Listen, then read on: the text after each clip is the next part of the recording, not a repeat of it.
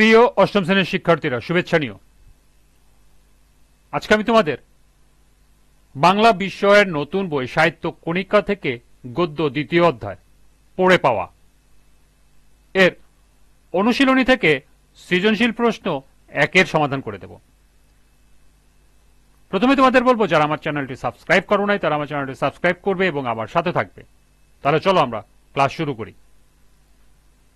পড়ে পাওয়া গল্পের সৃজনশীল প্রশ্ন এক। আরিফ ট্যাক্সি ক্যাব চালিয়ে জীবিকা নির্বাহ করে। একবার একজন আরোহীকে গন্তব্যে পৌঁছে দিয়ে সে বিশ্রাম নিচ্ছিল। সহসা গাড়ির ভিতর দৃষ্টি পড়তে সে দেখতে পেল একটি মানিব্যাগ সিটের উপর পড়ে আছে। ব্যাগে অনেকগুলো ডলার, কিন্তু ব্যাগে অন্য কোনো ঠিকানা পাওয়া গেল না। সে সন্ধ্যা অবধি অপেক্ষা করল। নিরুপায় হয়ে সে পত্রিকা অফিসে গিয়ে সম্পাদককে একটি বিজ্ঞপ্তি ছাপিয়ে দেওয়ার অনুরোধ জানায়। প্রথম প্রশ্ন, পড়ে পাওয়া কি ধরনের রচনা? দ্বিতীয় প্রশ্ন, ওর মতো কত লোক আসবে? বিদুর এই কথাটির অর্থ বুঝিয়ে লেখো। তৃতীয় প্রশ্ন, উদ্দীপকের আরিফকে কোন যুক্তিতে বিদ্যুতের সঙ্গে তুলনা করা যায় ব্যাখ্যা করো। এবং সর্বশেষ প্রশ্ন, কলেবরে ক্ষুদ্র হলেও আরিফ চরিত্রটি পড়ে পাওয়া গল্পের মূল সুরকেই ধারণ করে আছে, মূল্যায়ন করো। চলো এখন আমরা এই চারটি প্রশ্নের সমাধান দেখে নিই। প্রথম প্রশ্ন ছিল, পড়ে পাওয়া কি ধরনের রচনা? পড়ে পাওয়া বিভূতিভূষণ বন্দ্যোপাধ্যায়ের একটি বিখ্যাত কিশোর গল্প। এটি নীলগঞ্জের ফালমন সাহেব গ্রন্থ থেকে সংকলিত।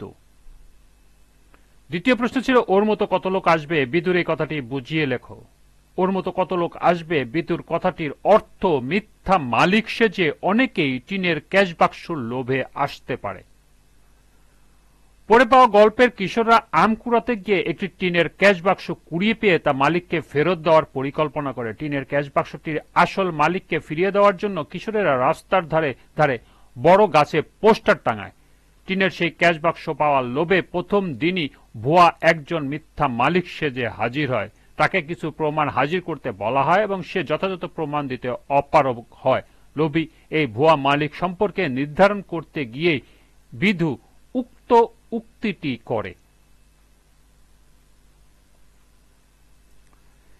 তৃতীয় প্রশ্ন ছিল, উদ্দীপকের আরিফকে কোন যুক্তিতে বিদ্যুতের সঙ্গে তুলনা করা যায় ব্যাখ্যা করো। উদ্দীপকের আরিফকে নৈতিক মানসিকতার দৃষ্টিকোণ থেকে পড়ে পাওয়া গল্পের বিদ্যুতের সঙ্গে তুলনা করা যায়।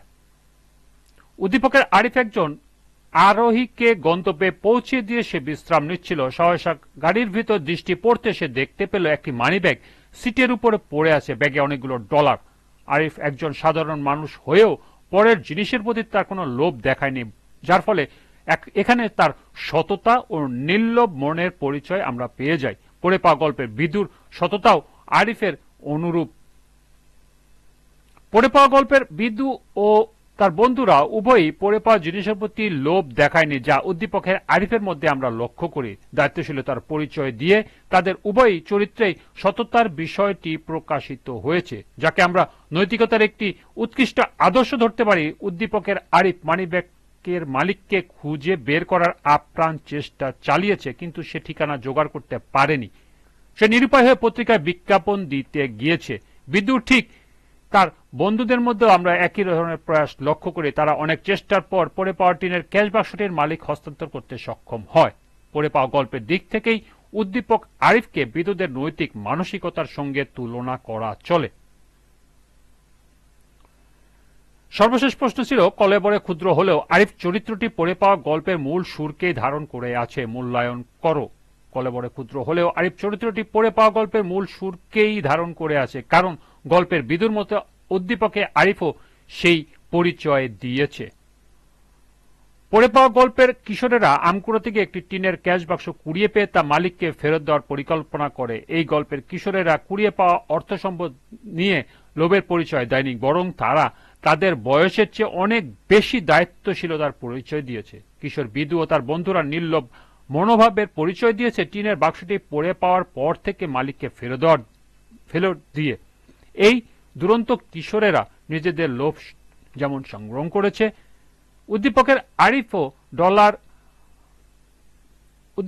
আরিফও পাওয়া ডলার ফেরত দেওয়ার মানসিকতা একইভাবে প্রকাশ পেয়েছে। পড়ে পাওয়া গল্পের কিশোরদের মতোই উদ্দীপকের আরিফ একজন আরোহীকে গন্তব্যে পৌঁছে দিয়ে সে বিশ্রাম নিচ্ছিল। সহসা গাড়ির ভিতর দৃষ্টি পড়তে সে দেখতে পেল একটি মানিব্যাগ সিটের উপর পড়ে আছে।